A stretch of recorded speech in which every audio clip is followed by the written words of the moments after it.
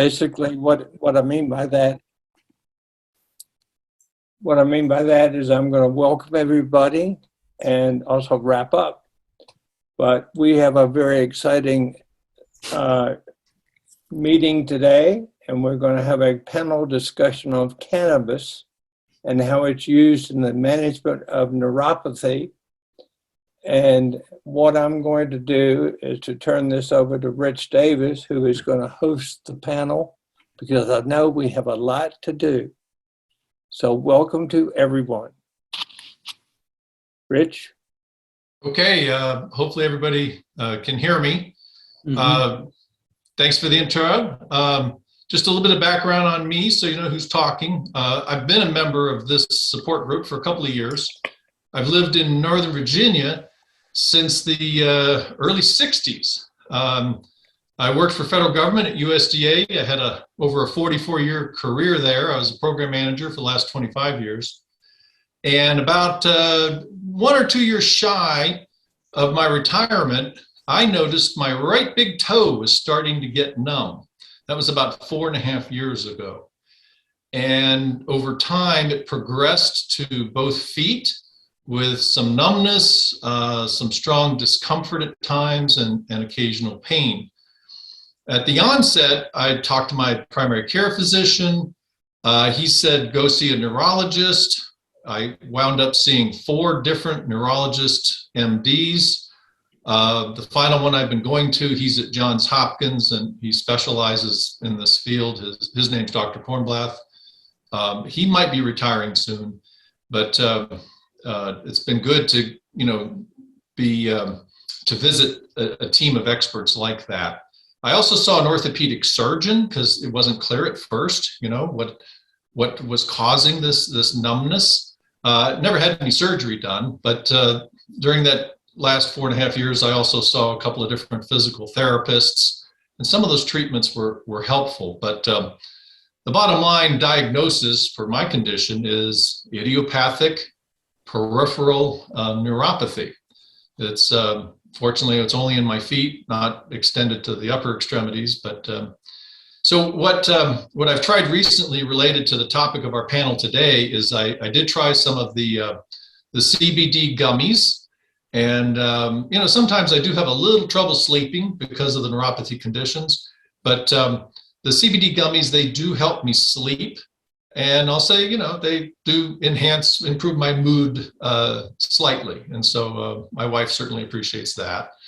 But the CBD gummies, they are the closest that I've come to trying anything related to medical cannabis. So I'm very interested in this topic. And my intent is to very soon after this, pursue getting registered, licensed, whatever. My primary care physician, I do have one I was seeing until I went on Medicare, but I still keep in touch, and I'm going to visit with him because he is licensed to do this. So moving on to today's panel, the objective, and this is very important, the purpose of our panel today. Number one, and that's the primary purpose of this support group, it's to share information, to share perspectives, personal experiences, and we're going to be talking about cannabis products and their derivatives. I mentioned CBD. There's also some other letters, and I had to Google CBN. I wasn't quite sure what the difference was. That's a little stronger, a lot stronger actually. And then THC is another derivative that people may have heard of. So we want to talk about those products, the personal experiences of people who have used them, and perhaps just prescriptions that related to cannabis use products, ones that are working or have worked for various people suffering from PN. And as some of you may know, these products, they do come in a variety of forms. There are topicals, smokables, gummies, and edibles, and there may be others. And so for some, these products may have been very helpful. For others, perhaps not so much. And we welcome that because we want to know, what works for some people and what might not have worked for some people. Okay, so a disclaimer, and you probably saw this on the invite, but this is also very important. And so I'm just going to repeat what, our disclaimer is on this. And that is, this panel, again, it's to share information. It's not to promote or endorse any particular treatment, any prescription, any kind of a supplement, or any doctor for that matter. We'll mention this.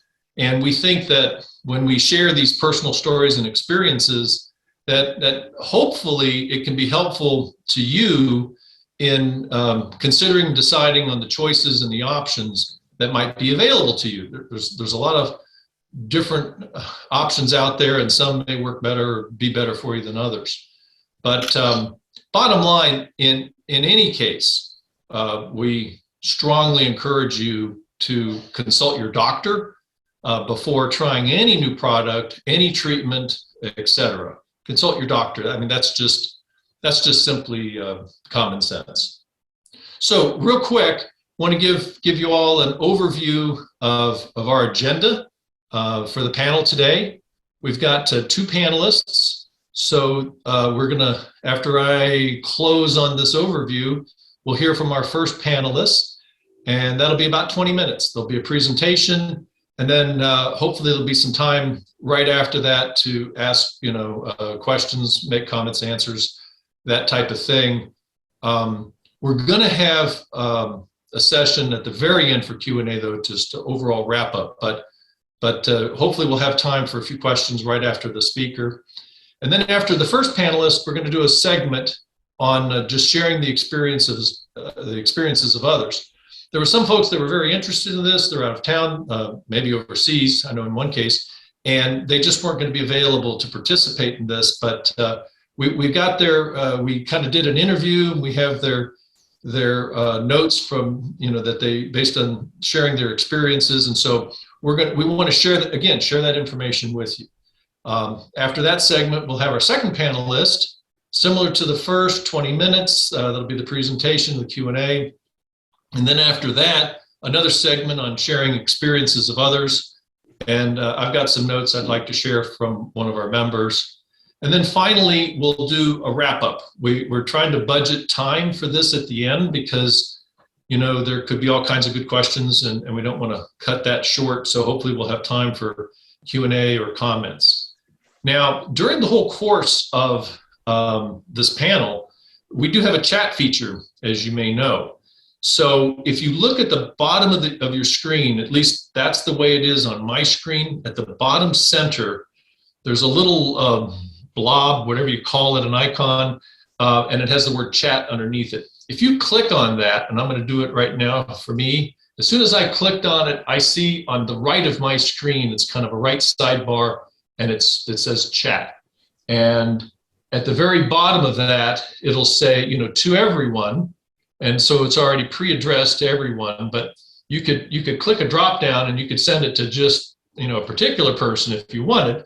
But hopefully these questions would be ones that, you could share with everyone so they can see the question, and then we may answer it in the chat room, although I don't know how that's going to work, but we will certainly try to cover every question that gets posted in this chat feature and cover that, during the final Q&A. Or maybe after a speaker, if we have time and there's been a question or two that pop up and we still have time, we'll maybe we can cover it, during that segment. So that's the chat feature. I encourage you to use that. But if you're unsure how to use it or uncomfortable about using it, then by all means you can wait until the end or at any of the Q&A points. Now, another really important thing is we're going to do a 5-minute stretch break. Try and schedule this, see how time goes, midway through the session, because we, don't want to lose anybody. But if you know that you have a stretch break coming toward the middle of this, so, maybe in about the next 45 minutes or so, we will have a 5-minute stretch break. And so that's the overview. Okay, at this point, without further ado, I'd like to move to our first panelist. His name is Phil Roach. Phil has got some great information. He did a fact sheet. Some of you may have seen. It's just jam-packed with information. So Phil's going to give us a little brief background on himself, and then he's going to cover his notes, which I think you'll find very interesting. So Phil, I turn the mic over to you. Thank you, Rich. As Rich stated, my name's Phil Roach, 65-year-old dude. I live in Stafford, Virginia. I began my PN symptoms back in it was 2012. I had herniated a disc in my back. Had to get some steroid injections. At least one of the injections was tainted with mold, and that's when my peripheral neuropathy horror story began. Complained about my feet being cold. It's like I was wearing socks that were just too tight. And I was sent to a neurologist. They told me that, you have CIDP, chronic inflammatory demyelinating polyneuropathy. Went for IVIG treatments for 2 months. The only thing I got out of that was a bad case of psoriasis from the treatment. I was sent to another neurologist and was diagnosed with atypical DADS, which is a form of polyneuropathy. It's, what do they call that? Distal acquired demyelinating symmetric neuropathy. It's a progressive degenerative disease, just like all neuropathies are. So I went from experiencing pain, like just feeling like tightness in my feet, to it just graduated to felt like I was walking on shards of broken glass, crawling across an fire ant colony. My feet were cased in ice. It was just really miserable. A lot of hard time sleeping. Was on 60 milligrams of morphine, 3,600 milligrams of gabapentin, and 15 milligrams of hydrocodone, all at the same time. Not managing my pain, not sleeping. There had to be a better way to do this. Fortunately, I went to visited a friend of mine in a state where cannabis is legal.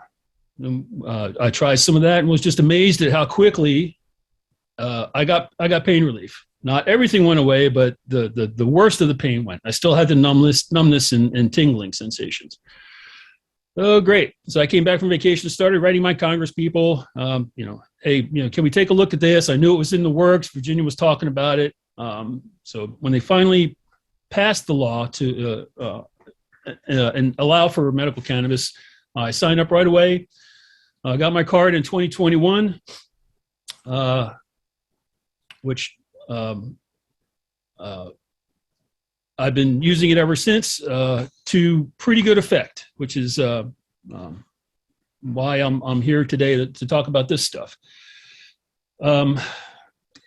Consuming medical cannabis is not going to be to everyone's liking. It's taking another form of medicine or chemical into your body. It's not a silver bullet. It's not going to relieve every single pain you have. It should be used as part of an overall treatment in consultation with your physician. I currently use caffeine and vitamins and medical cannabis to control the worst of my neuropathy. Why I wanted to go the cannabis route is that the neurologist kept wanting to increase the level of narcotics I was taking. And that's just a downward spiral from what I understand. It's, well, you need a pain pump, you need to increase your dosage, you need this, you need that. And that's just a slippery slope into, hospice care as far as I'm concerned. So I was looking at medical cannabis as a safer alternative to opioids. It's much more effective pain relief. It's better than anything I have tried. I've tried Dilaudid, I've tried hydrocodone, I've tried morphine. It is more expensive. And there are legal issues with traveling with cannabis, particularly out of state. And there are some societal issues. I don't know how your friends, family, doctors feel about, cannabis. The benefits are you can purchase as much as you want. There's no, it's like, you get your 30 pills of pain meds and that's got to last you the month. There's no restriction on how much cannabis you can use.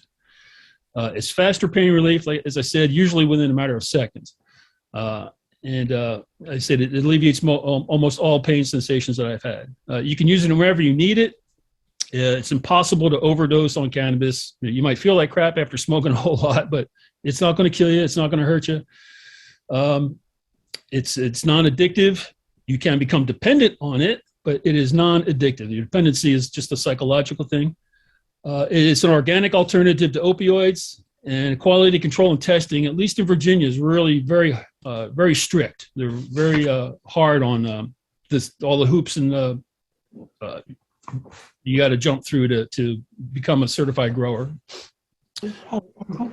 As Rich said, there's several different ways to consume medical cannabis. You can smoke it in a pipe or a joint or blunts, I guess they call them. You can vape it. It's just like an e-cigarette. Or you can use it edible, like gummies, or some places have brownies or cookies or stuff like that. There's lots of different strains and ingredients, and some are designed specifically for peripheral neuropathy. And I found that out after consult with the advisor at my local cannabis dispensary. In some cases, they can deliver it to your home, at least in Virginia. So that's kind of a nice benefit. The downside to medical cannabis, you can't legally travel across state borders in possession of medical cannabis. Even if it's legal in your state and the state you're going to, interstate transportation is a federal crime. I don't understand it, but okay. So be sure to check your local laws and guidelines for using medical cannabis in your area. And the laws are changing all the time as more and more states are coming up, more and more doctors are getting involved in approving use of medical cannabis. Let's see here. Okay, so don't attempt to board a public plane, train, bus, or other conveyance while in possession. You don't want to get arrested for this. Leave your car parked. If you're going to use your medical cannabis, just don't use your car. Don't use reciprocating machinery or anything dangerous like that until you know how it affects you.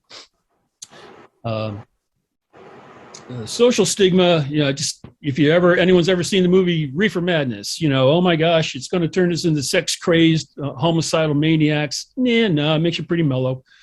So, but some people still think it's, for jazz musicians or whatever, but it's becoming more and more accepted.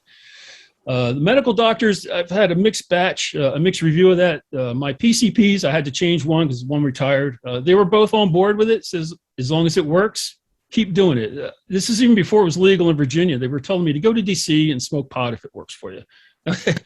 No, thank you. I appreciate the advice, but unless you're going to pay my fine or bail me out of jail, I'm not ready to face a federal offense. But I appreciated their enthusiasm. Pain doctors, on the other hand, they're not real keen on it. It's because their job is to sell opioids and pain pumps. The last guy I saw said, well, you have to choose what do you want to use. I said, well, I want to use the stuff that works best, and that's the medical cannabis, because the opioids, they kind of blunt the pain, no pun intended, but they don't really, it was just, I was headed in a really bad direction with the increase in dosages and all of that. Not what I wanted to do. So I needed a program, worked with my PCP to come up with a step down to wean myself off of the opioids as I used the medical cannabis to replace it. And there's a crossover point where whatever benefit you were getting from the opioids, it's now leaving your system, and you're going to notice an increase in your level of discomfort with your neuropathy, at least in my case. So I just used a little bit more of it. Let's see here. It can be inconvenient or difficult at times to consume medical cannabis, especially if you're not in your home, or if you're visiting a friend's house. You want to just light up. You let them know in advance what's going on if you find yourself in that situation. So as far as why I considered using medical cannabis is I wanted to get off the long-term pain medication train I had been on. It was after 9 years of that, it was really taking a toll on my body. So getting weaned off of opioids can be emotionally, physically, and mentally challenging. I know. I went through it recently. I've been off of opioids since the first week in March was my last one. I've been stepping down, so it's like half of a 5 milligram pill, which is virtually next to nothing. But you do need to step down so you don't get all itchy and scratchy, although that's going to happen. I was a very itchy, scratchy person, waking up in the middle of the night, like this. But that only lasts for like a week or so. So and it's well worth it. My appetite's increased. My level of energy has increased. My sleep is not great, but it's improved. So I'll take it. Let's see here. I try to plan my day around the medical cannabis use. I try to avoid using it until as late in the day as possible. If I have to drive somewhere, I leave myself available to run errands or do things. Okay. I forgot where the heck I was here. So just wait. As long as I just wait as long as in the day as possible before using it. The cost can be a little prohibitive. It is more expensive than your over-the-counter meds. There's no discount card or anything like that, and it's all cash. Typically, an ounce is like $300. I'm probably using around between $175 and $200 a month worth. But they do run sales at these outlets, so that's something I always try to keep an eye out for. Let's see here. All right. To obtain a medical cannabis card in Virginia is a three-part process. You have to receive an authorization from a state-approved physician. You can find those online. There's some links here you can go look at afterwards. Then you need to get a medical cannabis license from the state or commonwealth you reside in. And then you need to register with your state-approved pharmacy, at least in Virginia. So you need to find a reputable medical cannabis physician. I use the Virginia Medical Marijuana Card to search for a list of approved physicians. Your normal doctor, your PCP is not going to do it. Your pain doctor is probably not going to be able to do it for you. So they have a special, they're registered with the state to provide approval. Then you need to get your peripheral neuropathy diagnosis from your neurologist or whichever doctor you're seeing and forward that to the doctor that approves your card. So he can go over your notes and make sure, this is a legitimate, peripheral neuropathy is one of the stated uses in Virginia for medical cannabis. They just need to make sure that, they're dotting their I's and crossing their T's. It's a $150 fee to be screened by a physician, and it's all done telemed.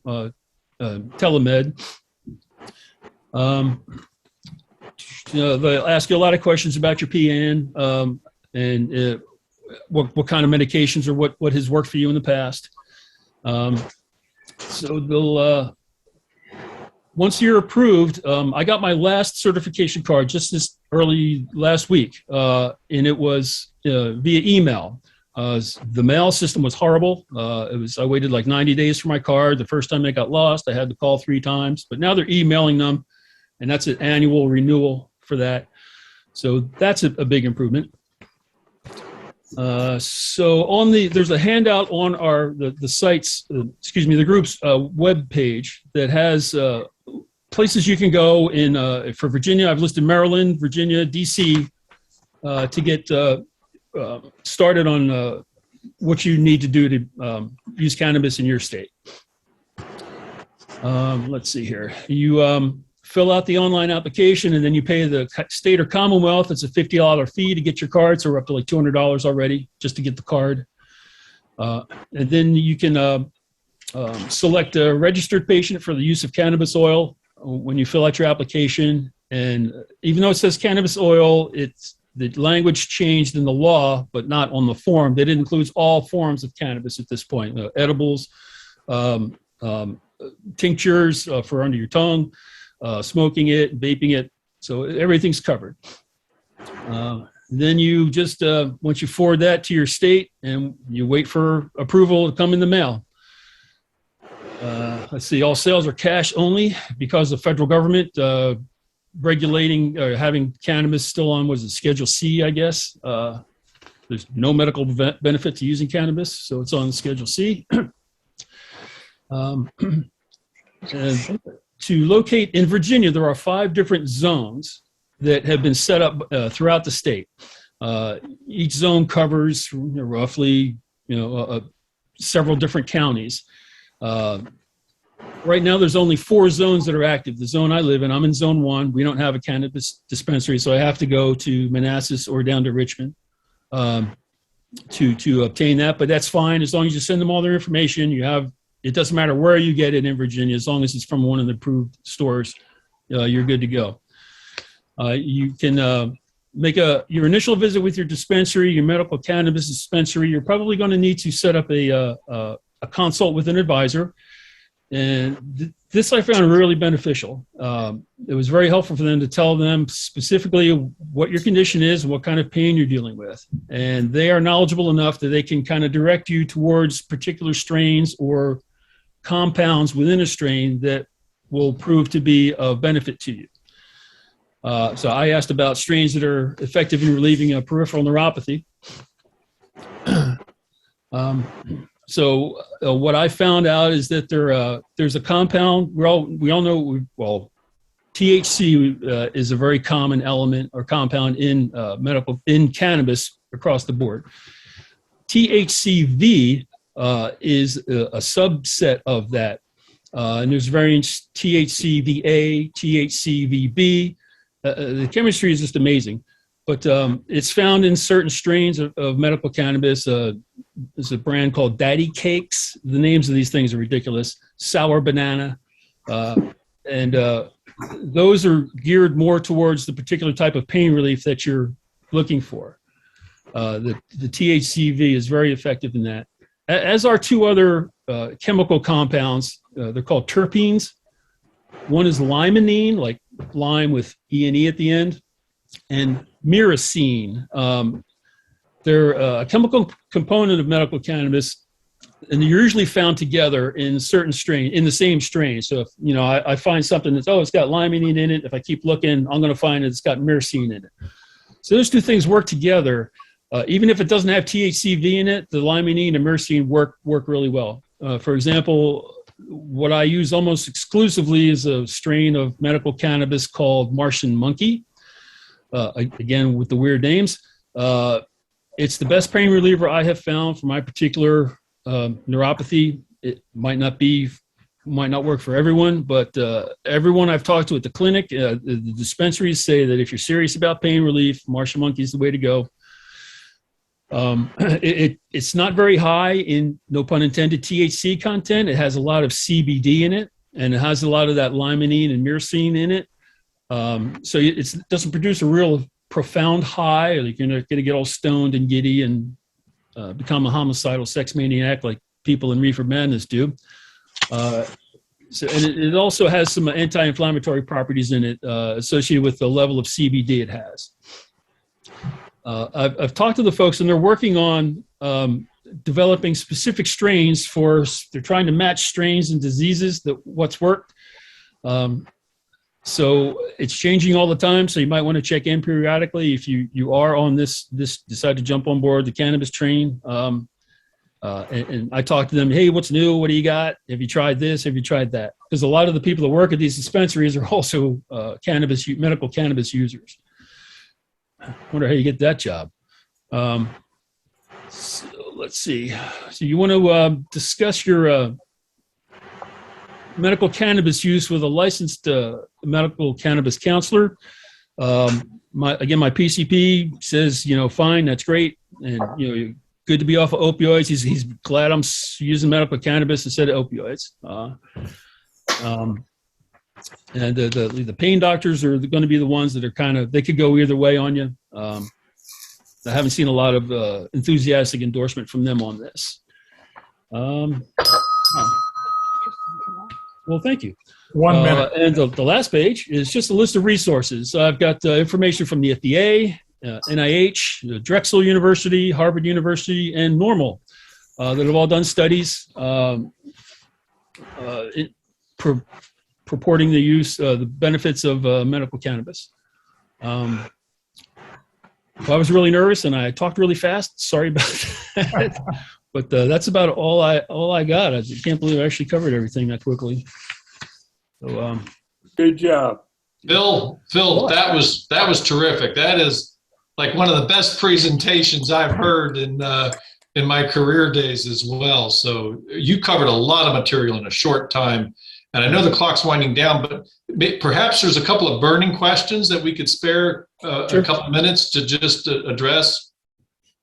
Anyone? Rich, excuse me, this is Pat. If you are uncomfortable using the chat mechanism or don't know how to, now is the time you can raise your hand, and we're monitoring raised hands, either physically waving, but you have to have your video on, obviously, for us to see you, or you can go down to the reactions button at the bottom of your screen and click on the raise hand. Either way, we will see you, and I'm going to stop talking so you can ask your questions. Let me ask one question. The first question at the top, I'm looking at the chat, and I'm sorry I should have had that on. Phil, what's the benefit of caffeine for peripheral neuropathy? I don't know. I made that discovery on my own. I would wake up at 1 o'clock in the morning. In my dreams, there's some trauma going on with my feet. Like I'm walking across sand that's too hot, or I'm walking across broken glass or something, and it wakes me up. The pain wakes me up. So I would get up and I would just get a cup of coffee. And I found that after the coffee, the nerves in my feet tended to calm down a little bit, and would allow me to go back to sleep. So I drink coffee every night before I go to bed, because I know if I don't, I'll be up in an hour drinking coffee to go back to bed.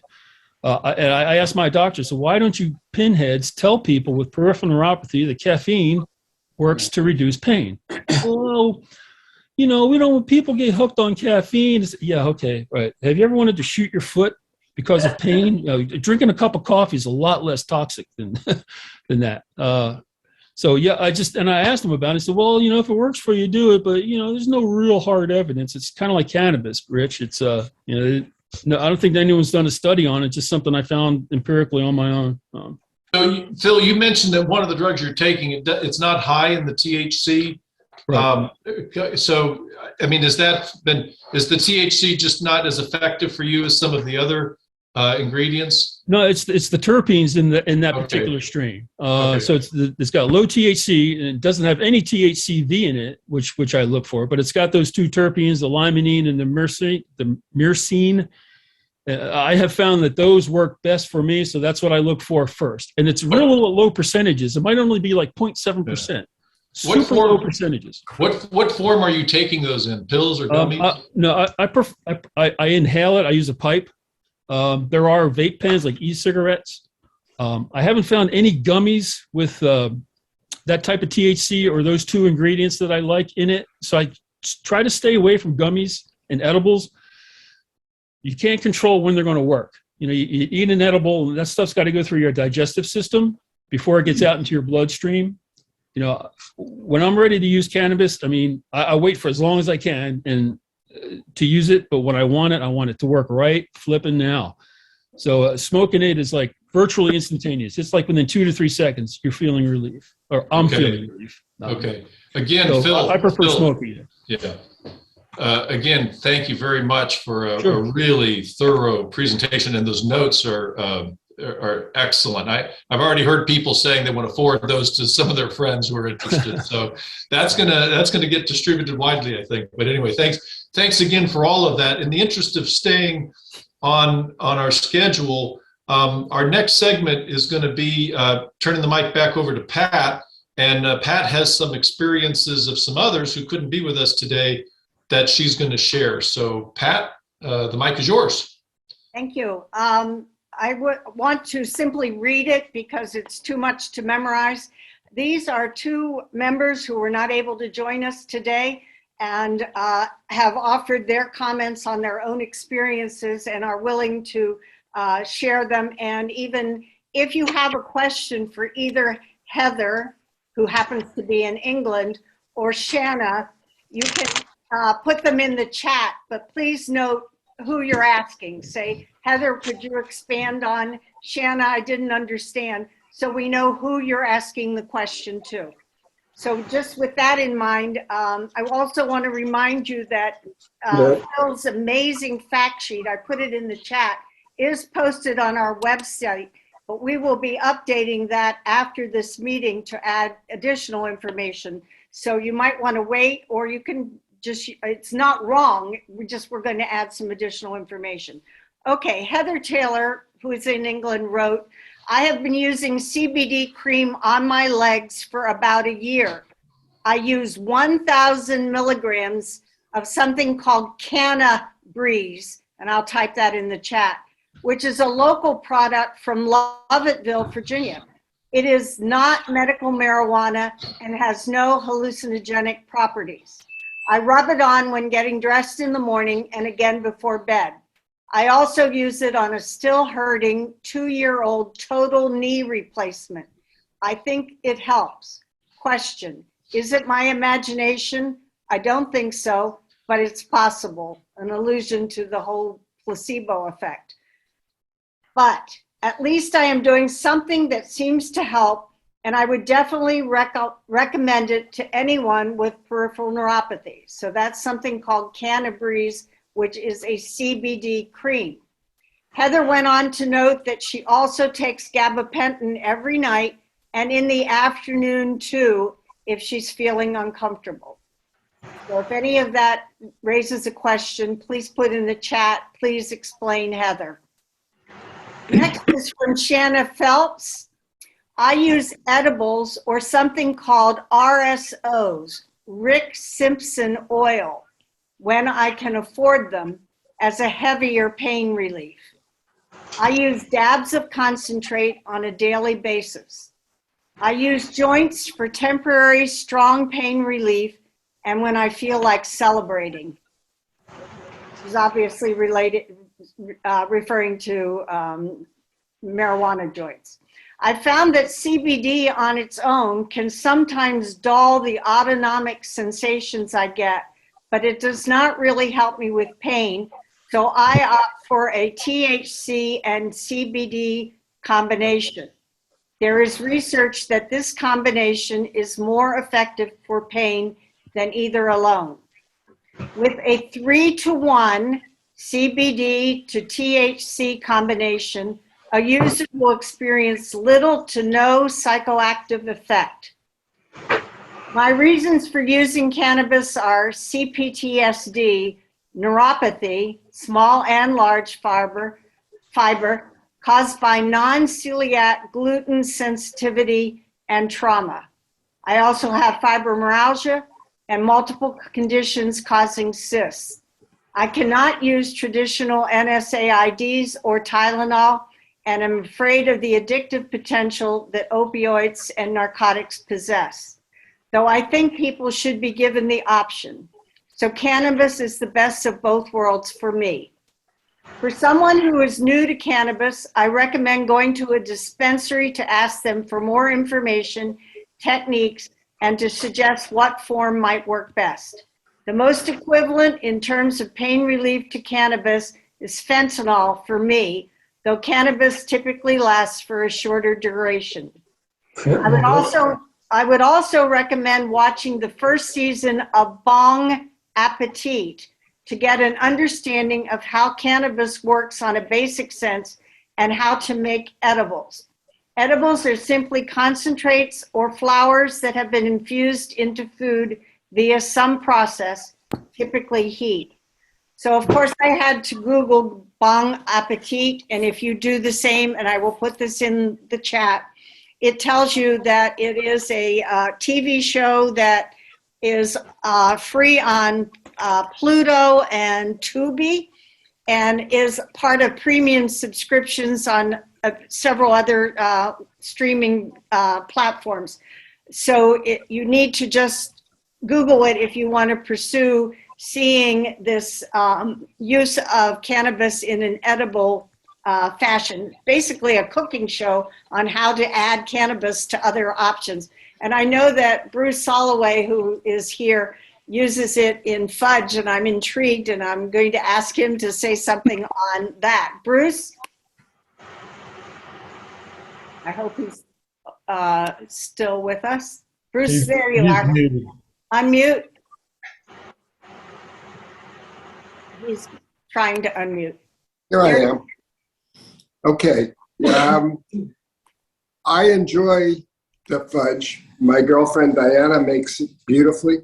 We don't do all the heating. We just use a distillate, and we get the distillate from just about any dispensary. We're lucky because we're in South Florida, in the Miami area. There's literally a couple of hundred dispensaries now. We started with the first one 5 years ago, and it's unbelievable how easy it is to get it. All these dispensaries are having 50% off sales today. And if you don't get it today, you wait a couple of days and it'll be 50% off again. The thing that I find most interesting about the fudge is, and using distillates, you just inject it. Distillates come in a syringe, and you're able to just inject it into the batter. And you can inject it into the batter of just about anything. Mix it up, let it freeze, do whatever you're going to do. You can bake your cookies with it, and you have it. And it's very easy. It's very fast. In a half hour, it's done. And for us, it'll last 2 weeks. We chop them up into very little pieces. And I don't usually do more than 1 or 2 in a day, usually in the evening. I've enjoyed everybody's, the first fellow, I don't know his name, was wonderful. But I disagree sort of with the way in which the pot works. I don't smoke anymore because I did too much vaping and I got pneumonia. And I think people should be aware that if you do too much vaping, it could really hurt you. So I've switched totally, after smoking pot for years the traditional way, into the nano version of the gummies. And these are very, very effective for making you feel good. They are THC, they have very little CBD. And my feeling about it after using marijuana for so long is that I feel that you just feel good and forget about the pain. And that's really the motive. If you're going to smoke or use marijuana, you want to feel good, not just in your feet, you want to feel good in your brain, in your mind, in your happiness level. And that makes you forget the pain. And that's been my motive for doing this. And that's what I have to say about edibles. And it works. It keeps me happy. I'm saying silly things in the middle of the night. I don't care. Diana doesn't mind. What type of pain do you have, Bruce? I have very severe foot pain. And I ride a bike 25 miles a day. How would you describe it, though? Is it a burn or a shocking feeling, stabbing? Or? Well, I'm on Lyrica. I've been on Lyrica since 2008. And the pain when it first came on was burning. That really felt like I had a fire in my feet. And the Lyrica helped that. And still, I've upped the dose over time to increase to decrease the pain. And it's become numb. I'm numb all the time. But in the morning, it's much more acceptable. I can deal with it. As the day goes on, by 3 or 4 o'clock, I'm taking small steps and not doing well. But I ride my bike. I can ride 25 miles, but I can't walk 25 feet is the way I look at it. But then I'll come home and put my feet up. And at dinner time, I'll do a fudgy.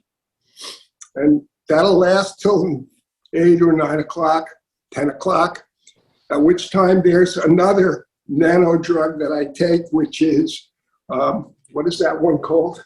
That's nano drops. And they're from Curaleaf, one of the dozen dispensaries down here. And you just take it and you put it under your tongue and you go to sleep with that. That'll knock you out in 10 minutes. And that to me, between the fudgy and the nano drops, I'm very happy. And that's all I need these days. So that's my story right now. Excellent. Pat, anything else? No, that's all for me. I thank Bruce. I want to mention that Bruce is a member of the Foundation for Peripheral Neuropathy's advisory committee along with me. So that's how I knew about his fudgies. I've never tried them. So They're delicious and easy. I wish we could send them to you all. well, how about this? How about posting, send us the recipe? It's a 3-part recipe. It's so easy. We're getting that done in the next couple of minutes. I'll be able to tell you all. Terrific. Bruce, And Bruce, I- what are nano drops? Tell us. Nano drops, Rapid release. rapid release. They take effect within about 5 minutes. But what is it? THC? Yes. Okay. And that was recommended. I must say there's a doctor here named Michelle Weiner. And she was first on the scene 5 years ago. And she was the queen, so to speak, of all the marijuana doctors. And she's pain management. And she was very supportive of it in the beginning and worked with all the agency, all the dispensaries to prescribe the right drugs to people. And she was a real good advisor. She still is. And she's available on Zoom calls to get a refill every 6 months. By the way, the other fellow didn't mention that it costs $150 every year to re-up with the state, and it costs $150 every time to see the doctor. So Bruce, real quick, are you in Colorado? No, Florida. Oh, Florida. I'm sorry. Okay. So yeah, that's going to vary by state. Yeah, right. But the ease with which getting it and the prices have come down so much that So it pays to shop. It pays to shop. Yeah. Okay. And now, In the interest of time, and I just want to make a quick comment because I want to just repeat something that we said at the top, and that is on all these things, before you try anything new, consult your doctor. We talked a little bit about the impact on the lungs. I've known people who smoke cigarettes, 2 packs a day, they live to be 100, right? But then there's a person who might have only smoked a half a pack for a few years and they got lung cancer. So yeah, it's going to vary by person. And again, that's something that's, it's important to have that discussion with your doctor. So just real quick, what I was thinking is we'd have our next panelist and then we'd have our 5-minute break. That would take us just past the 3 o'clock hour, maybe 5 or 10 minutes past. Then we could have a 5-minute break and then resume. There being no objection from the management team. Does that work? Good. Okay. All right. So next up is Paul Sixta. If you would take over the mic and just tell us a few words about yourself, and we welcome your presentation, Paul. I'm also 65. I was born and raised in Kansas City, Missouri, but I've lived on the outskirts or out in the country since 1990. The burning hit me in the early 90s. And it was one of those things where I'd come home and I just wanted my shoes and socks off. I tried a lot of over-the-counter lotions and Gold Bond. I finally started, none of it helped really. I started using a fan. I pointed a fan on my feet. That was probably the last time they were ever covered, was the early 90s. Actually from knee down now.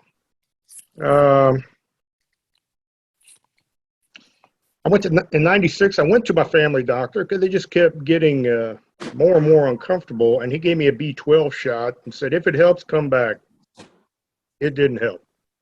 So I just put up with it. At my job, I was on my feet all day. I was active in sports my whole life. I was the middle of 9 kids and almost everybody played sports. So yeah, I was still playing. I would have been playing the outfield even at this age, if not for this neuropathy. I had to give it up once I went numb in 2001. In 2000, my family doctor sent me to my first neurologist, Dr. Mario Yu, who came over from China in the 70s, and he was the most thorough doctor I've ever had. It was like you were the only patient. Didn't matter if you're there a half hour, sometimes over an hour. Did a nerve conduction test. He had diagnosed me with idiopathic neuropathy. He put me on Elavil, also known as amitriptyline, and it knocked out my burn immediately, except it's a pretty heavy, foggy type drug. But that was a trade-off. I didn't care for it, but I certainly felt much better not having the burning sensation. And like I said, that was 2000, and he retired shortly after that and sent me to KU Medical Center doctors, and they had a clinic called Landon Center on Aging, in which I went for 14 years. And the head of neurology ran it along with a couple others. And I'll never forget the first time I walked in. It's not that you feel sorry for yourself. Myself, I've had health problems since 71. So, as a mid-teen, I had total faith in doctors, nurses. But still, it put it in perspective what I had when I walked into the clinic, and there were so many people there in wheelchairs, ALS, MD, MS, and I just felt like, boy, I really don't have much of a problem. I have a problem, but like I said, it put it in perspective real quick. As a result of the Elavil, I started using coffee to counter the fogginess, because it's used for numerous things, as I found out from other people, heart issues, things like that. I never drank coffee. It was just about the caffeine. To this day, I still don't care for the taste. And so on my visits to the Landon Center on Aging, I told the head neurologist, I said, I'd be your guinea pig. When you're in pain, you just want out. And so if there was a way I could get off Elavil, they could find a solution. They did another nerve conduction test, and other tests as well, and my myelin sheath had been disappearing. I am not a diabetic, by the way. Yeah, no. And so they started putting me on I'd been on Neurontin, also known as gabapentin, from the first neurologist, and I worked my way up to 3,200 milligrams by 2003. And so they were going to try other drugs. I remembered about 6 or 7 of them, probably about 9 that they put me on over the next 10 years. Initially, they tried Lyrica, no help. Wellbutrin, no help. Of course, when you are using those antidepressants and anti-seizure drugs, you have to walk your way down. They walked me off of Neurontin before I could start one of those, and you slowly work your way up, see if it works. Didn't, walk your way down. So there was always those periods where I knew, I was going to be in trouble, because I really only enjoyed 3 months pain-free after the Elavil. The burning sensation has never come back, but what came back was a nonstop kind of electrical shock type feeling, and it was never up towards a 10 on a 10 scale. It was just there, probably in that 4 to 6 range. And so during that period, going up and down and having the force of it come back to me, and of course at that time I weighed 200 some pounds, and all that weight was on my point of pain, my feet. It wasn't in my hands till about 2004. And so upon another visit, I was going in twice a year, they had a new doctor come in, and I told her how distraught I was, how depressed I was. And she says, well, we're going to get you admitted to the hospital. So it's a block away. So we have a liaison over there, get everything set up and organized. I go over there. I talk to 2 or 3 people. I'm talking to a psychiatrist, and they don't know anything about the liaison. I never met the liaison person. They turn around and they're going to admit me, And because I had contemplated suicide, of course, it was just a daily thing that would enter my mind. And they turned around and said, well, we need your keys, your billfold. You know, I had a Swiss Army knife on my keychain. They said, no, we don't want you to hurt yourself. I said, you just give me something for pain and I won't feel depressed and distraught. So I come to find out they're not going to do anything for my pain. They don't know anything about it. There was some kind of mix up. They're putting me in the psych ward. And so this period takes about an hour, 2 hours. And finally I said, you know, because I'm free to walk out, which I did. Because I thought this isn't even headed towards a possible answer or solution to my pain. And so then from that period on, when I go back, then they tried other drugs over like I said, that 10-year period, such as Cymbalta, Savella. They put me on Celexa at that time, which is a antidepressant. And when you're taking Elavil, they had put me on OxyContin. I was on 12-hour slow release type. 2004 and 2005 were they were the worst of my neuropathy years. As a result, I mean, I was sleeping 10 hours on a work day, 12 to 14 hours on the weekend, just basically surviving, trying to make it to work. And that's probably one of my complaints about neurologists is that they don't take into consideration the result of the mixture of these different drugs. I mean, I tell them, I have no problem. Like I said, over all those decades, I became very comfortable, give all the doctors all the info you can, and, you know, let them do their job as good as possible. And so after during 2005, my wife left me in early April, 16 years married. I mean, I guess under the conditions, I found out, you know, that side of her. There was no empathy, compassion, or anything. Lost my job the end of May of 2005. Going to have to sell our house we had built in 99, which was going to be our eventual retirement place, 5 acres, heaven on earth. And June 24th, I had a brain bleed. I didn't know it. I woke up, felt like I'd been hit by a baseball bat at 1:30 in the morning. And I, in the previous 3.5 weeks, had been cutting back on caffeine. So I thought it was caffeine withdrawal. I'd never been through it. Of course, now I know that's not where you feel. I feel a caffeine withdrawal in the front of my head. And so I waited 3 hours. And it's like 4:30 in the morning. I'm just suffering. I called my doc, and of course, he's a rare one. I mean, he's made house visits. He answered the phone, and he just said, call an ambulance. So I called an ambulance. They took me into Lee Summit, did a CT. The ambulance takes me into what had been my home hospital, where my family physician was out of. By the time I got there, they got the results. They sent me into, they decided to transfer me into one of the main hospitals. Been around a long time. Mid-city, Kansas City. And then I found out that I had a brain bleed. So they go in, I'm awake when they do this. They go in through my thigh. They're going to go up to, it's in the base of my brain and shoot dye so they can find out where the leak is. Now, there's no doubt in my mind that a combination of the drugs I was on, me taking high levels of caffeine by drinking coffee, probably played a big role in this.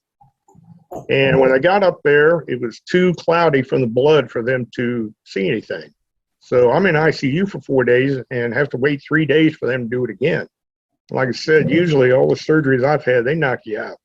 So it was ultra strange to be awake and you're hearing 5 or 6 people doing this operation, basically, doing it again 3 days later. My time's up? No. 2 minutes. And you hear them just talking shop. Hey, what are you doing this weekend? But They never did find it. They were going to put a coil in there if they did, which I had never heard of at the time. But that's what they do to help seal it and help heal it. And then I was in stroke unit for 2 days, which they'd been calling me walkie-talkie since I came in, because fortunately for me, I never lost my use of speech. I never had any of my limbs, become paralyzed. And so I was in there 6 days dealing with that.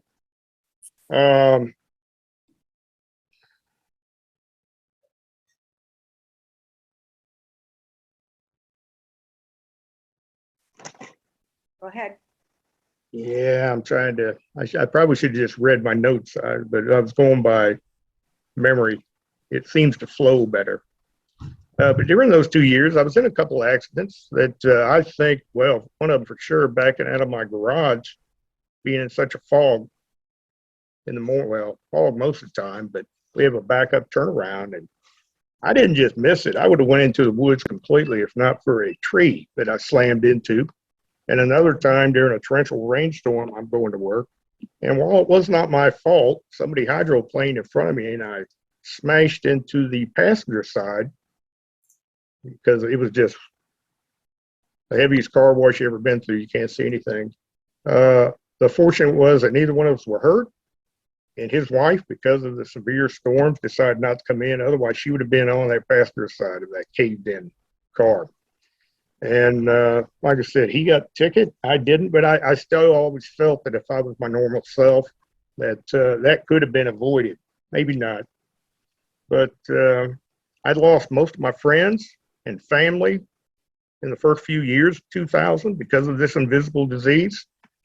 I mean, it was hard for me to understand. Nerves are such a complicated issue. I mean, even for the smartest, the neurologists. And because they didn't want to take time to try to understand, or, my regular life was completely gone. Fun, entertainment, and all that stuff. So I still had some of my family. I had a couple, 2 or 3 friends that still stuck by me during these years. And after 2005, my family physician started getting me to switch drugs to what he calls sister drugs that had the less sedative effect. And that was, that really helped a lot. I was still on OxyContin, but by the time I finished using it 10 years later, because I switched over to cannabis, I was up to 70 to 100 milligrams a day. I hated it, but I didn't want to live without it. And so it took me 15 and a half months to wean myself off of it. April 18th, a friend of mine who told me a couple years early, try some cannabis. I studied on it and watched shows for about 2 years. Been out of contact with him for a good part of that time. And then finally he comes back in and brings it up. April 18th, he brought over a joint. We smoked it. I've been pain-free since. I got off OxyContin 15 and a half months later into July of 2013. My doctors, the neurologist, family physician, I always gave them info. That's, to me, one of the most important things as a patient. You give them everything, whether you think it's helpful or not, and let them sort it out. They're the ones with the knowledge, experience. They were totally against me trying cannabis, but I already tried it. I already found the answer that day. And I was never a smoker of cigarettes. Did a little cannabis back in high school. That was it.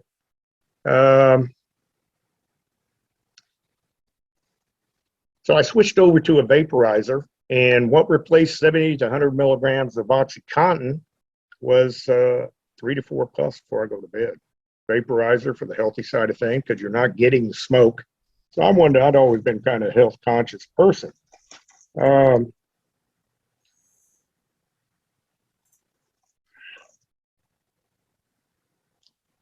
Let's see. Some of the things I found out on my own back then. Well, I found out about support meetings back in 2004. Over a couple months, I found out that eating high sodium meals, which makes you retain fluids, to me, was putting pressure from the inside on my nerves, just like a sock or a shoe would. I never forget telling my head of neurology that, and I don't know, he didn't say anything. He just kind of gave me a blank look. I mean, there was so much unknown, little to no funding going into neuropathy back in 2004. There were 7 known causes in 2004.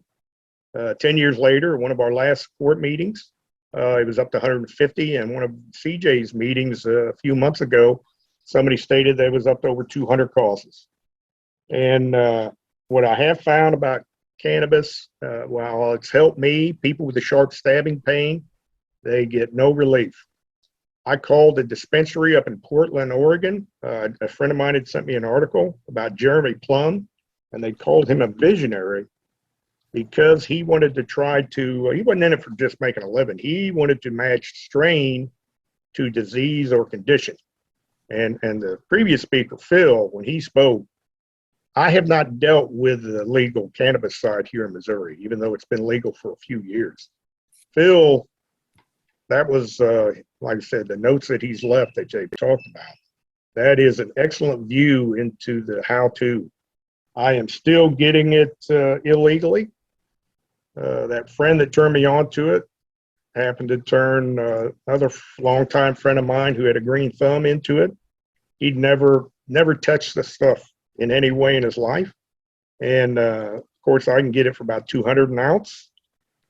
He probably about, give or take, half of his customers are for conditions, whether it's PTSD or different types of pain, things like that. And so, yeah, he really isn't into it for the money's sake at all. A lot of people are afraid of using it because we were brought up with the BS propaganda fed to us by our government. And during that time, I was studying it. You go back to 1938, and that's when it was made illegal. The AMA was totally against it being illegal, and it was the likes of William Randolph Hearst and the very rich that didn't want competition when they invest. They'd invest in things like, forest products. Hemp is can be used in so many ways outside of the medicinal or recreational. And that's been known, 100-some years. But they made it illegal. Within a few years, they used propaganda, racist propaganda at that, saying the Latinos and blacks are going to use it to steal your women. And this went on, and Phil mentioned the movie that came out, I think it was Reefer Madness in the 50s. And in 1970, Nixon actually had a hand-picked committee to do studies on it. And I know he probably crapped his pants when they came back and said there is no reason for this to be illegal in any form. Now, that was not his intention. That wasn't the answer he wanted to hear. And he turned around and started the war on drugs in 1970. And since then, we're up to 30-some states that have it legal in one form or another, and both. The biggest spenders to try to defeat this in these states is big pharma and big alcohol. It's all about greed. I mean, when they say it's all about the money, I tell you, look about anything, and it's always about the money. Hey, Paul. Yes. Paul. Sorry to interrupt. Very sorry, but No. in the interest of time, because I promised to break about a few minutes ago to take it. Yeah. So if it's okay with you, what we can do, and I don't know, while I'm talking, Judd, can you set after I finish talking, maybe a 5-minute timer to count down so people will know? So I'm just going to say another word or two, Okay. and that is that, Paul, thank you very much. First of all, appreciate you sharing your journey. That's quite a journey that you've been on, going back to 2001, over 20 years. But appreciate you being willing to share that with us. So what I suggest is that if you do have a question for Paul, we're going to take a break here in a minute, but if you do have a question for Paul, that, try and use the chat feature. But when we come back, what's next on our panel agenda is I'm going to share some personal experiences from one of our members, and then we're going to have a general wrap up for all things. And so that's another opportunity to either use the chat or to just raise your hand, ask your questions. So with that, and then I'll turn it back over to Bill Porter for the overall meeting wrap up. So with that, why don't we take a 5-minute break, and if we can start a clock so folks will know, or what do we want to do? Say come back, would it be 16 after? How do you want to do that, Judd? Watches. Look like we have any questions yet. I didn't see any new ones. Right, for Paul. Yeah. Hey, I have a question for Chuck. Yes. He posted in chat about he had stabbing pain until July 2021 when he Right. started using benfotiamine. Benfotiamine. How do you access that? Is it It's a capsule that I buy at either online or at Vitamin Shop, and I take 250s a day. Now, it's a less effective lately on the burning pain, and there's another story behind that. But it has the stabbing pain has never returned. really? Yeah, it's So that's- amazing, and I used to get them fairly frequently, especially at night. But the stabbing the pain is one- gone. Yeah, that Honestly, the few people I know that have had that, I mean, they have found no relief. So I'll definitely pass that along. What That exactly is benfotiamine, it? now, Is it a, it has to do with the way his insulin gets into the cells, the way it's explained to me. It's a long metabolic story, but I'm still taking it. How'd you come It's- across it? It's a form of vitamin B, and it's It's a form of vitamin B1. and it's B1. widely prescribed in Germany. In Okay. Germany, that's the first line of medication that they give you for PN. And as I explained it at the meeting that my wife and I presented to last month, I take alpha lipoic acid also, and a mushroom capsule, lion's mane mushroom extract, and those three are my mainstays for controlling my PN. But the benfotiamine really helps. You know, if I know you've sat in on CJ's Yes. meetings, because that's the kind of pain he's described. Is he aware of that? Do you know? I think he is, but it might have been a while since I mentioned it, because Yeah. I put all this stuff in the chat bar, and whether he saw it or not, I don't know. Yeah. Interesting. Can you repeat those again, please? It's in the chat. Can you I'm put your, sorry. I can't find the chat. I'm sorry. All Oh, right. okay. I can. Can you see that? Oh yeah, Okay, there wait. it is. Perfect. Yeah, that's it. That's what I take. Okay, sorry. can you Okay. hold it up? Can you hold it up again, please? Yes. And also tell us the dosage you're taking? Yes. 500 milligrams a day, split in 2. Okay. Oh, can you hold it up again, please? It's there. I'm holding it. There it is. Okay. Wait. Hold it while I take a screenshot. Hold it. Got it. Okay. Great. Thank you. Can I move? Great Yeah. technology. No, hold it right there. Hey, Pat, that's the same thing I sent you a picture of last month or 2 months ago. Yeah. Let us just say that if you go to our website, dcpnsupport.org, Chuck Barnhart's complete presentation is on record, including his references to what he uses and pictures of it. So Laura, if you need help finding it, I'll do that recipe. I'll be happy to help you. I sent you the recipe for the fudge, see if you Text. dcpnsupport.org I don't know. You don't know? Took me a long That's time to network. type it up 'cause I had or to set it up. pnsnetwork.org. Sorry, I can't get past the old website name. Hey, can I mention something sort of in reverse? I have dropped the medication and my feet feel a lot better. I have dropped a statin medication I was taking for cholesterol, and it's based on this most recent My Story and the Foundation for Peripheral Neuropathy. the gentleman interviewed indicated he dropped his statin medication I'll change it to that. and his feet felt much better. And so did mine. Just as a heads up. Chuck, I find that interesting because I asked my primary care physician about that. And my father had class 4 hyperlipidemia and stroked on the operating table. So she said, you have to consider your own physical background and such. And so she still says that I need to take the statin. And boy, I'd love to try, just see if it would stop the burning, but I don't know. You know what? I felt better within a day. I'm going to talk to my family doctor on May 18th about it, and I've asked in advance for a non-statin medication for cholesterol control if it exists. And if it doesn't exist, if it does not exist, my feet come first. Okay, I'm glad you brought that up because I did talk with her and she was really negative about dropping the statin. You know what? There's a split opinion too. I'll let everybody know on this. The medical community is split on it. Some don't believe it at all. My heart doctor previously ranted and raved and dared me to get off of it.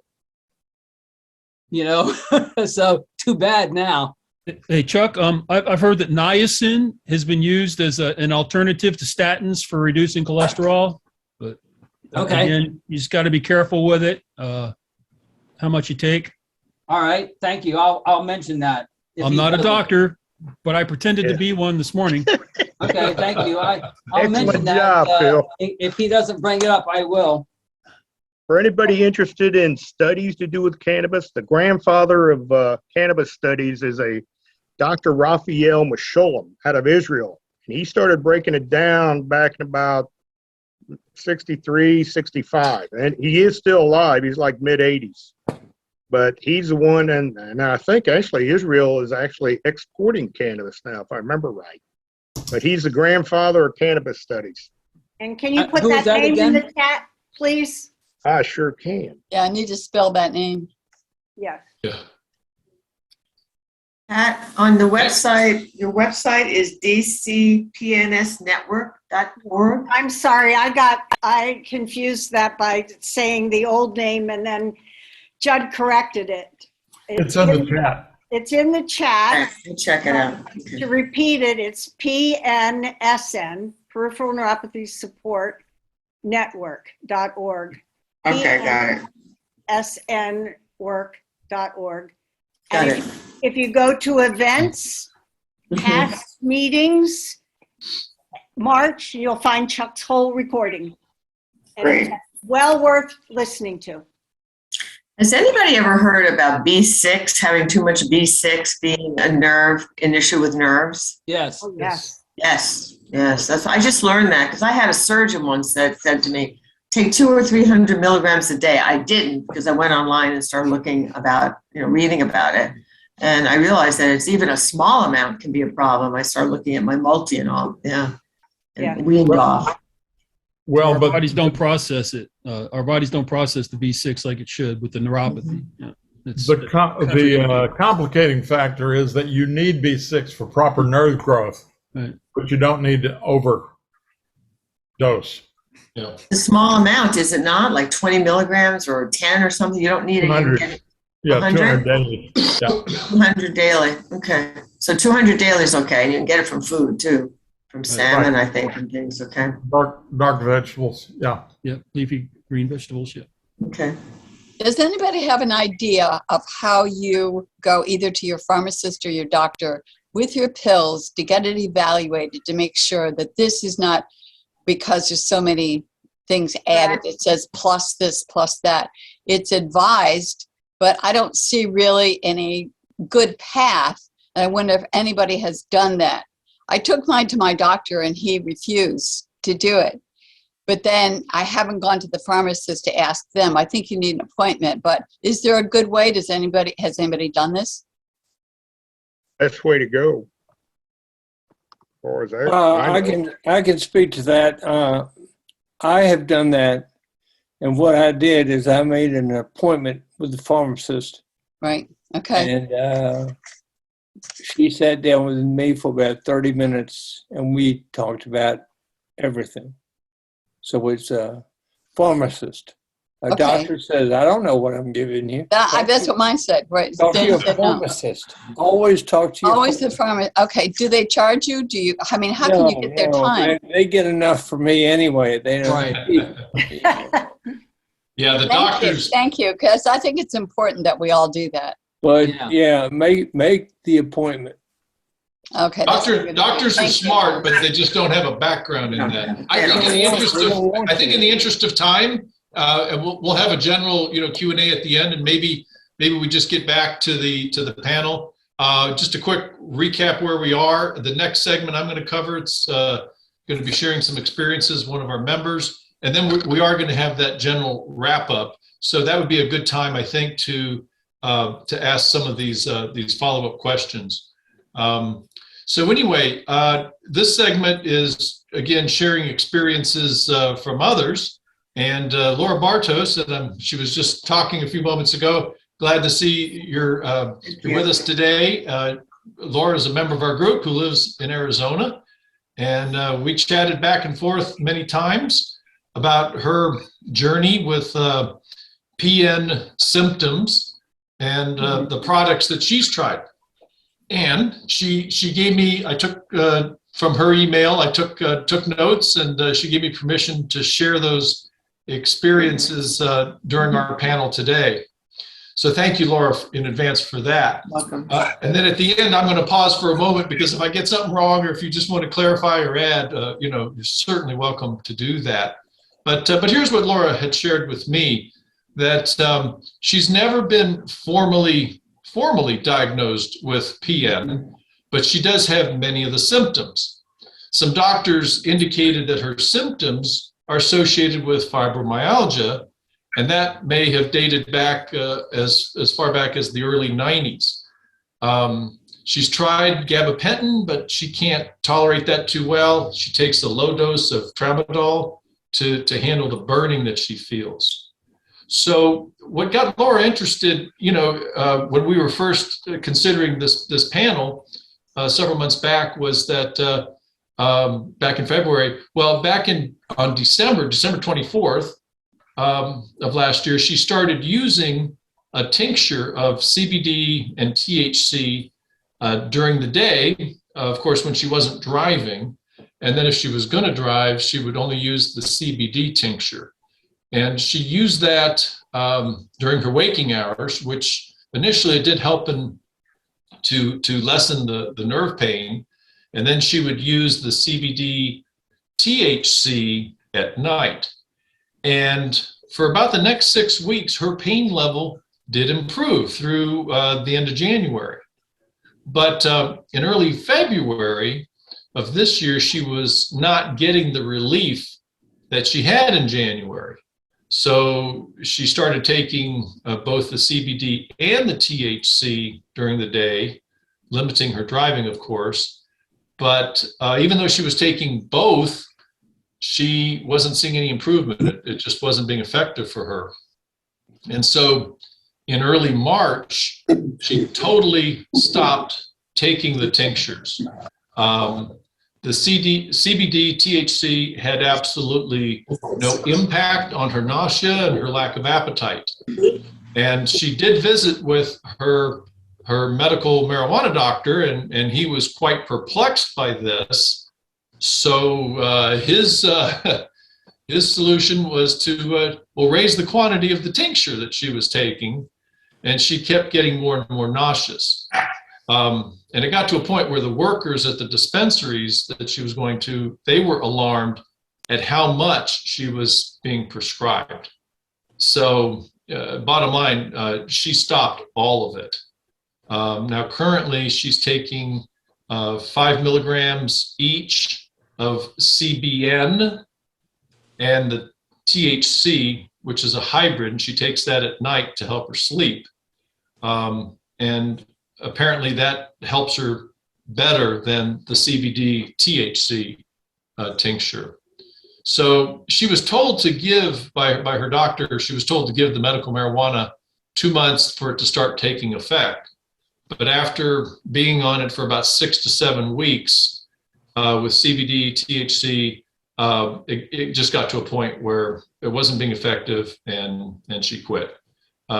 She would have taken it longer, but in addition to it not being effective, the nausea, lack of appetite, and simply taking the increased dosage with the folks at the dispensaries being concerned, it had her concerned.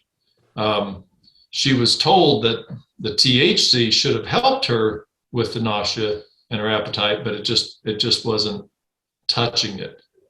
So, Laura, I hope I captured that accurately. So I'll just pause for a moment. Would you like to, any additional comments that you might like to add? Sure. Yeah, in the beginning, I was doing just the CBD, and and I wasn't getting many results, even though I felt like I think I was getting some results early on. And then I added on the THC CBD. I could drive; it didn't impact me, but I just seemed like over time it was just the nausea was so bad, et cetera, et cetera. And then we don't have like you guys have in Virginia. When you go into a dispensary, there's just the kids, the young people that work there, and there's nobody to talk to. Like you said, sometimes you have a pharmacist in Virginia and all. So you're getting a young kid that's giving you direction. The medical marijuana doctor I had signed up with, I did the online chat. Yeah, she'd understand the nausea, and she just kept adding the oil, more and more oil.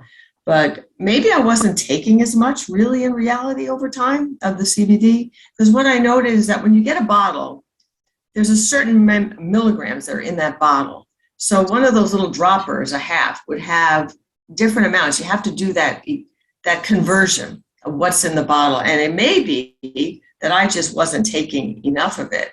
The kids seemed to think that it was a lot in the dispensary, but who knows? Meanwhile, even though I was taking it, I was having no nausea help, weights dropping. So I pretty much said, let's get off it.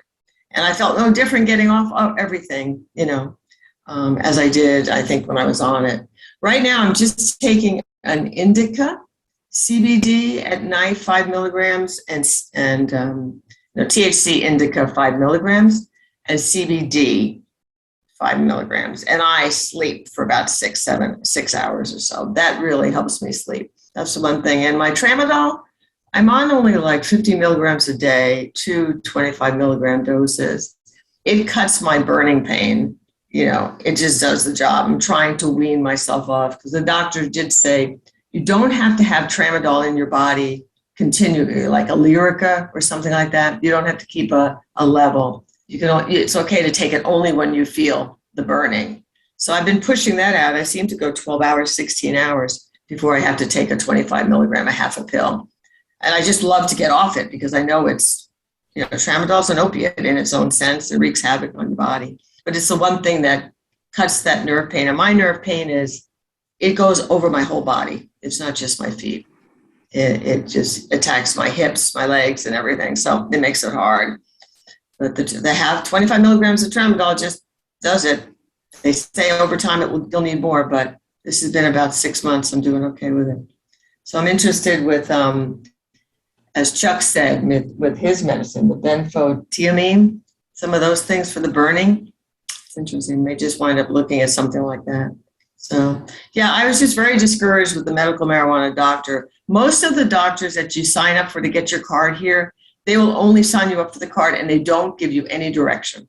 I called 2 or 3 places here in Arizona, no direction. Early on, 3 or 4 years ago or 5 years ago, before it was medical marijuana, it was only medical marijuana allowed here. Now it's recreational. If you went into a dispensary, there was someone there who sat down with you and talked to you. But whether it's just been a marketing thing now, they don't have it, which really puts you at a disadvantage in Arizona. So it makes you want to leave the state, It's just, when a young kid comes to you and they got the rings in their nose and their ears and stuff, and they're saying, oh yeah, this will be great, this will be fine, and you're just going, and she goes, I can't really answer that because I had in my training, I don't remember some of this. It doesn't put a whole lot of confidence in you. Now, Laura, you had mentioned to me, and it was one of your questions, you were asking about, and maybe we can get Phil to speak to this in a moment, but verifying the purity of products, and that Yes. You mentioned also that in New Mexico, that the products are labeled organic. But that's another thing in Arizona that doesn't happen. I'm just wondering, New Mexico, could you go over to that state and get advice or?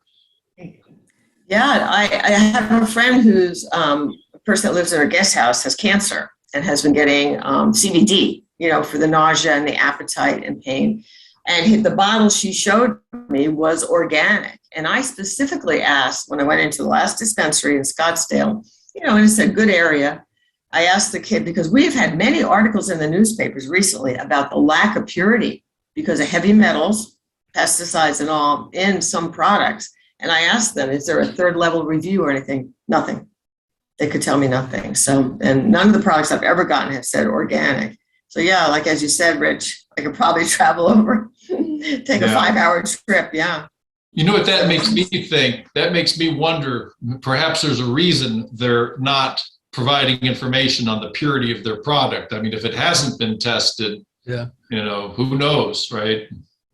Because I've heard that it's really important. I've read things even in the past. It's really important to ask if there's a third party testing, not just the manufacturer type thing. Right. Yeah, and we're really lacking on that here. Nobody, they had no idea what I was talking about. It's been like 4 days running articles in the paper about that. So it's just kind of, you lose your confidence a little bit in some of the product. But I've only done gummies. I've never done the smoking because I've had asthma, allergic asthma. So what I'd like to Yes, do here, Rich. what I'd like to do here as the moderator is I'd like to ask if there are any questions for Laura while we're at this point, and then afterwards, perhaps I could call on Phil and talk about, the testing purity of the products in Virginia that you're familiar with. So any questions for Laura? You said. Okay. I'm flipping over to gallery. Okay. And afterward, we'll have time for just the general Q&A, but Phil, would you mind telling us what you know about the testing in Virginia and maybe other states if you're knowledgeable about that?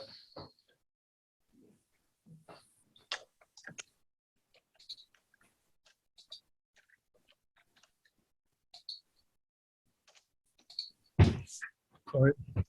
Phil? No. Oh, yeah, sorry. I was just. No problem. Sorry. And I'm not. I just wanted to get my little bottle here. Okay. It's the state, the Commonwealth steps in after the producers grow it and they say, hey, it's this and that. There's no heavy metals. There's no pesticides. There's no, or fertilizers that we shouldn't be using. And then the state comes in and does the testing, which kind of held up the whole program in Virginia when it first came out. The state hadn't done all this. They were behind on their certifications for the initial batch of products.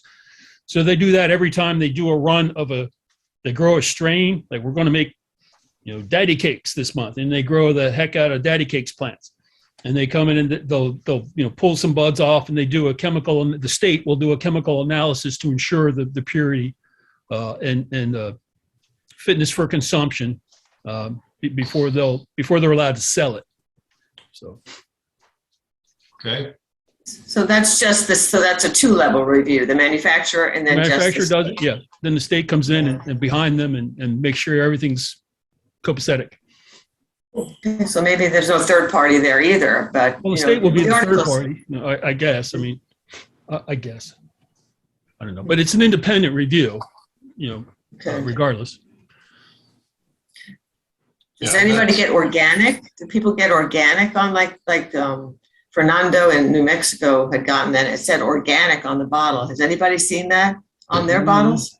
I'm looking. Mine just says industrial hemp. A lot of times it's CBD. Typically, if anything's organic, they'll label it. I've seen organic water. Yeah. It's probably not organic because of maybe they use some growth and enhancement or something like that in it that's not organic, but there's no heavy metals, no pesticides,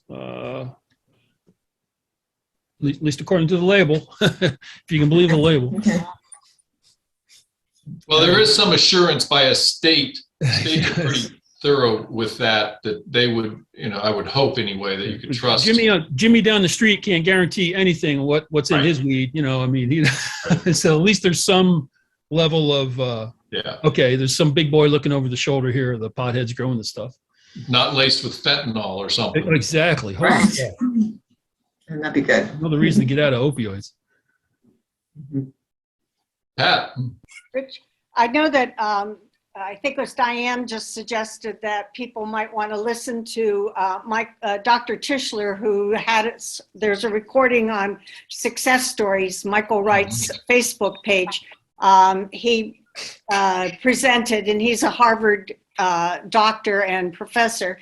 And one of the comments that he made was that he does not believe anyone should be taking extracts by dropper because you cannot control the amount that you're actually ingesting by using a dropper.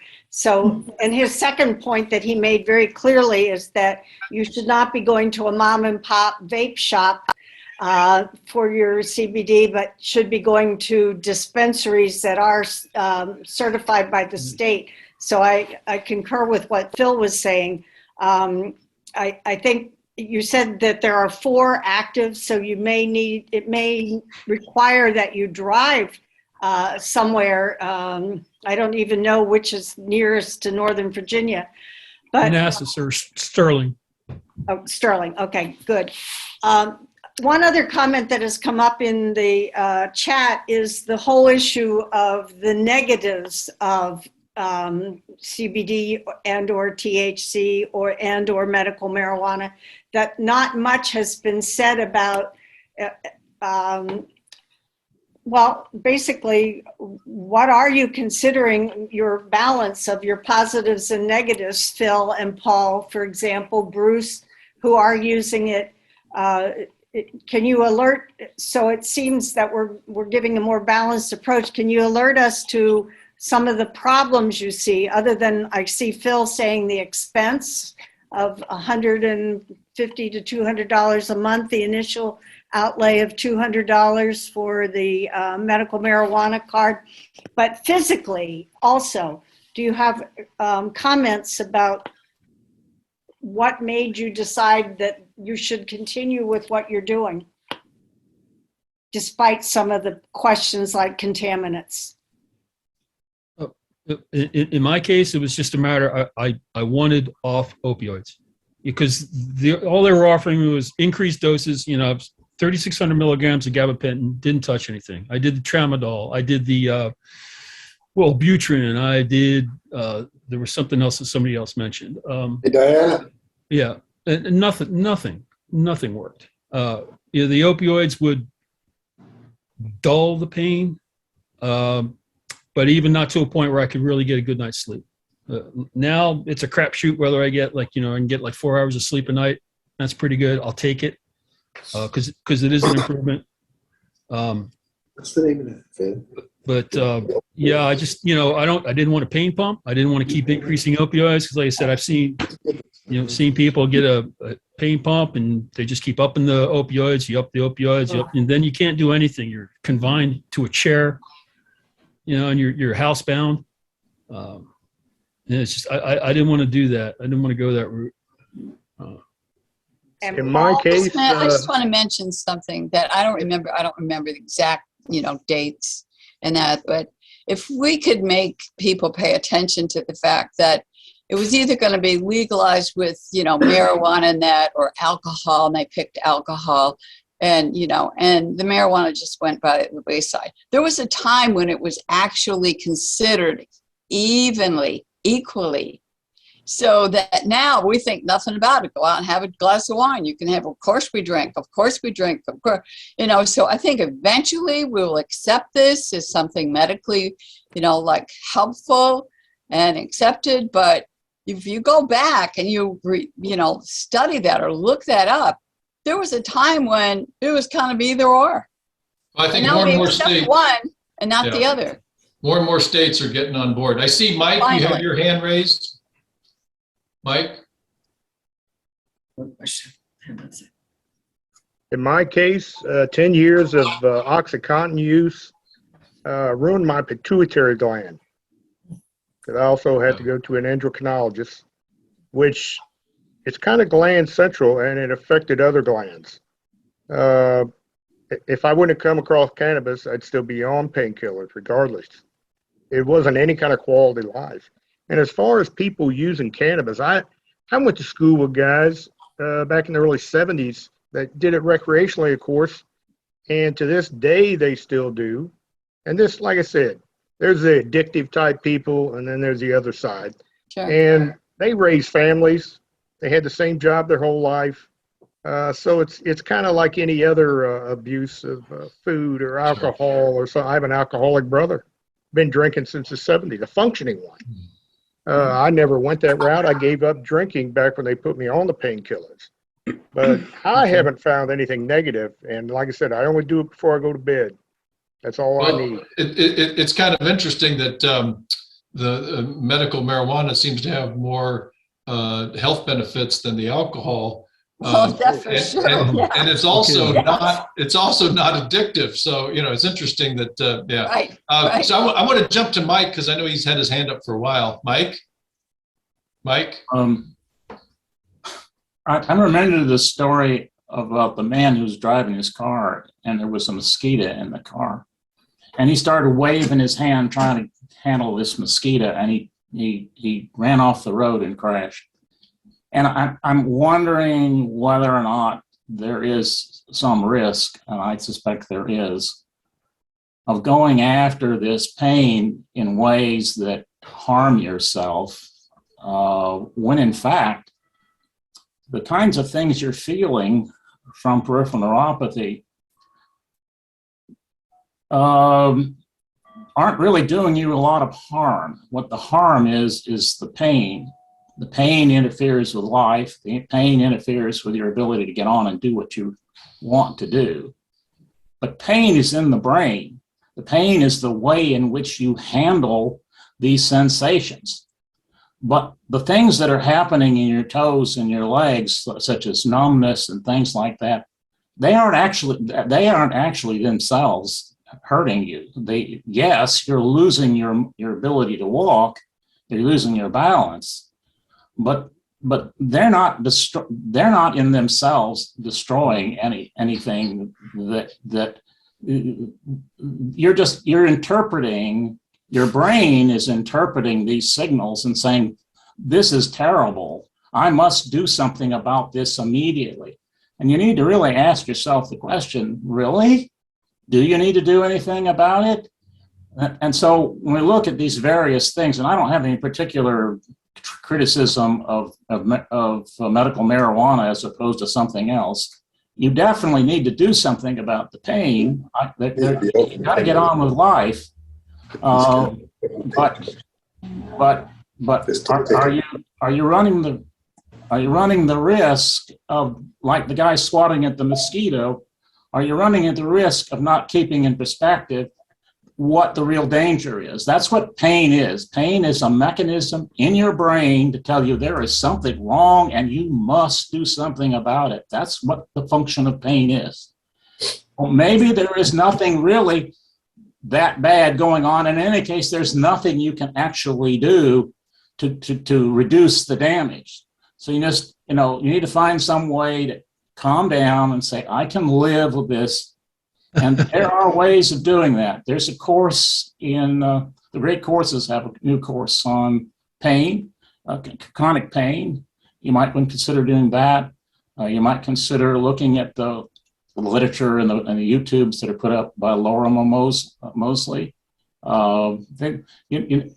Just keep in perspective that your brain is telling you there's something terrible going on, but physically, there may not be anything terrible that you can actually do anything about.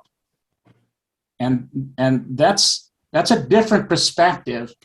And so I really kind of urge people, you got to do something about the pain, but now that you've done something to get it under control, maybe think about backing those attempts off, because you might find that once your brain accepts the fact that there's nothing terrible that you can actually do anything about. Yes, there is damage to your legs. Once you accept that, you might find that these sensations you get that are not interpreted as pain by your brain. Hey, Mike, for the time's sake, I appreciate what you're saying, but there's some other people who have their hands up, and Right. we only Okay. have Fine. less than 10 minutes. So if we could Right. just go to like Bruce has his hand up. Yeah, there was somebody who said RSO earlier, and that's a red flag for me. I did RSO once a couple of years ago, and I felt like I had 4 elbows. I flattened out in the bed. I couldn't get out of it, and eventually I threw up. It was the worst experience, and you can't take very much of that. And somebody said, don't take anything in a dropper. That's almost true, but you must learn how much is anything. What I found out about RSO, you take less than a half of a gram of rice, a grain of rice, and you put it on a cracker, and that's enough to make you crazy. You'll fall asleep, and you won't get up for many hours, and you won't move very much either. So there's some pot that, you know, you're right, the guys that are selling the stuff with rings in their noses, they'll say, oh yeah, this stuff will knock you out, but that doesn't do half the job to educate you. And it's very important to know what can happen with some of these strains and the dosage, because you don't want to get that whacked, because this really hurt me and I will never do RSO again. And Rick Simpson oil, supposedly this guy cured cancer with it. It was skin cancer.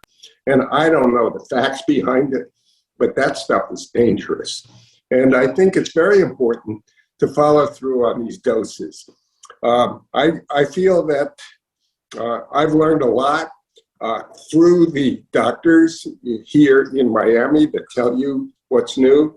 This nano strain that acts quickly is very good. I believe in THC. I don't believe in CBD because I haven't seen the progress in it.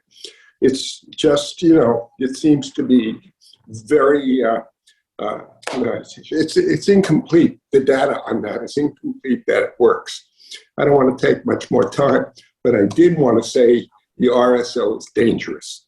Be careful. And that was one point I wanted to make. Thank you, Bruce. Pat, you have your hand up. Yes, very quickly. I was the one who reported that from Shanna Phelps, who said that she uses it when she is in most pain, the RSO, the Rick Simpson's oil, and she indicated that it was more expensive, but she also thought more effective. So again, this is one of the indicators that we've been talking throughout this whole meeting and many meetings, that it's so individualized, your response to any even supplement that you would take. My son-in-law is a oncologist, and he tells me not to take any supplements because you can't trust what's in the bottle. And so I think what we're trying to say here is everybody has to consider for themselves or Right. do their own research before they decide, along with their medical doctor. Someone suggested that we seem to be endorsing weed. I do not want us to suggest that we're endorsing anything here. What we're saying is these are experiences people have had, positives and negatives, and I think it's your responsibility to pursue it for yourself. Thank you. Start low. And Hey, Rich, don't go ahead. Don't go too big. Start Rich, low. what else here? No, I think this has been a good discussion in terms of, wrapping up the panel and these questions. I think, they're all on point, and that's what we wanted to do, just to focus on people's experiences and such. I guess I would throw out just another thought. And it's one of the things, if I may, Pat and Jeb, we had talked about. Let me back up. There's a lot of interest in this topic. Obviously, we've had a lot of folks. I've counted over 30 that have. I think we had 50 at the top, or close to that, but I've counted over 30 still with us. So that's terrific to have this level of interest and to be sharing. One of the things we talked about was to have maybe some experts on. Maybe to have one of these. A medical doctor that has a practice focusing on this, or a dispensary person or a pharmacist who, one we might know through our own, personal experiences, to have maybe a group like that as a panel. So I'll just throw that out. But I appreciate, all the discussion. This has been very helpful to me. And I'm just glad there's a process in Virginia to pursue, getting a card. So full stop. Okay, let me see here. Any other questions, final questions? Because, Laura, go ahead. Just a quick, lately I've been better with not on tramadol. The only thing that I changed is my doctor had recommended CBD, CBG one time in the morning. And because she said the CBG is good for, I think, the nerve conduction. And I don't know, it's a very low dose, it's 5.5, but just throwing it out there, because the CBN I used to take at night for sleeping, the N, but this CBG is supposed to be for nerve. And maybe it's helped. It's hard to say. I'm just throwing it out there. There's so many CBD, CBG, CBNs, but this is CBG and CBD. I Thank take you, just Laura. fine. Laura, you. you have your hand up. Yes, just two quick things. Excuse me. Gotta be quick. Gotta be quick. Yeah, I think the point that Pat made is really, really important about everybody. It's so individual. Our systems, I have fibromyalgia too, so I'm much more sensitive to drugs than a lot of people. And I also think pharmacists for anything, one of the things I do is there's two good pharmacists. I don't mean this in terms of marijuana, just in general. Doctors aren't so good on, they cover themselves too with each other in terms of, talking about whether things are contradictory or not. So I think that's kind of something you have to come up on with yourself. But I find pharmacists very helpful with that. And sometimes I'll just go to two different people just to get a verification. That's all. Okay. Well, I'm going to sort of just wrap this up if it's okay, but I'm sort of blown away, pardon the pun, by, we had a great discussion, and I agree with Rich, and I want to thank Rich for all his help with the panel. And I've got just some Phil Roach, appreciate it, Paul Sixta, Pat's commentary from Heather and Shanna were great. Bruce Soloway, I appreciate what you were saying, and also Laura Bartos. But I do want to mention that some things coming out. It is, I'm supposed to, May 1 to May 7th is Peripheral Neuropathy Awareness Week. I think it's, everybody should know that and contribute to the foundation. Also, there's a e-bike cross-country trip. Greg Masson, I guess, Maassen, is riding his e-bike over 3,400 miles in the name of neuropathy. He's going from DC to San Francisco, and he's somewhere now in Chicago, I believe, and he's raised over. Pardon? He's in Iowa. Iowa, okay. He's moving along. And he's raised over $40,000. And I do want to mention also that the June meeting that the neuropathy group is having is June 4th, and we're having the presentation on planning for housing and care as we age. And all this information is on the invite that you got today. And also Dr. Eicher, who is with, made a nice presentation in the Pittsburgh group, and she is, if you get on the, I guess the support group from Pittsburgh, you can hear her presentation. She gave a very nice, in fact, I wish Dr. Eicher was in Richmond, but she's not. Anyway, I want to thank everybody for everything. I'm blown away by it. One more thing, Bill. Yes. I'm the treasurer. We need donations, folks. if we want to continue having meetings like this, we've got to pay for the website, we've got to pay for the Zooms, we've got to pay, so please consider making a donation. It doesn't have to be huge, but we need to keep financing ourselves. Thank you. Thank you. And you can write those checks to William S. Porter in Richmond, Virginia. No. Oh, I'm sorry. I see in the chat that the Psych Greg has raised over he's up to $51,769. And he's raised his goal to $75,000. So that's great. Wow. It is good. Okay. Great. Anybody else before we say good night and goodbye and good evening? Thank you. Thank Thanks, you. Bill. Thank you. Bill. Thank you. Appreciate it. Thank you. See you in Thank June. you. All right, thank you. Thank you, Anyone with- everybody. Thank you. Uh-uh. This is Diane here. This was great. Thank you. Thanks, guys. Thank you Appreciate very the much, opportunity. Rich. Yep, Thank you. you bet. Thank you. Thank you. Bye. Too late. Very helpful. Well, Thanks. Laura, I never got to call on you at the end, just got sort of That's squished okay. together there. But I think we all Next, learned a lot. And Bruce, next that's time really was great. It was wonderful. good. Thank you. I put a question in for Paul about this. I think he said something about using a vaporizer version. Yes, he does. What's the story on that? 'Cause I never heard of that. You don't get smoke in your lungs. It heats up enough where it just supplies the vape. Uh-huh. The vape. There's It no just- smoke. It doesn't burn it. It does. Does It it- doesn't burn the cannabis. Are your lungs protected from it? Well, it has to I go don't in know your about lungs. lungs. lungs being protected. I think somebody mentioned earlier about just regular vaporizers. People use Vaping is no cigarettes good, and all, but I don't know about the vaporizer.